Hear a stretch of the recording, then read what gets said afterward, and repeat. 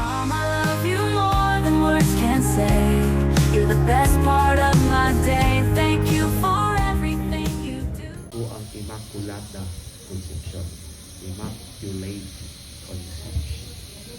And here, we come to devote ourselves to the Blessed Virgin Mary because as an immaculately conceived, that means that as a human person, that by the singular grace of God, she was chosen to be a worthy mother, not only to Jesus, but a worthy mother to us.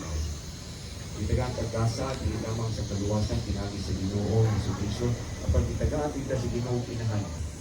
Jadi sama sa to ang mga kalibutan ng inahan, na muhatag na dito, usapod ka kilometrong kasaba, we have a mother whom we can say our inahan sa kanunay panabang.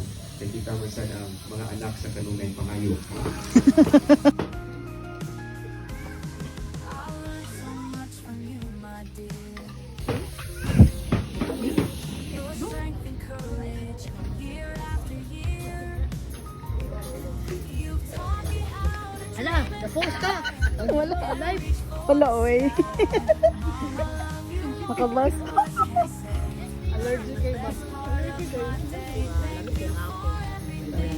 Kuan ka ng I woke up like this. Char.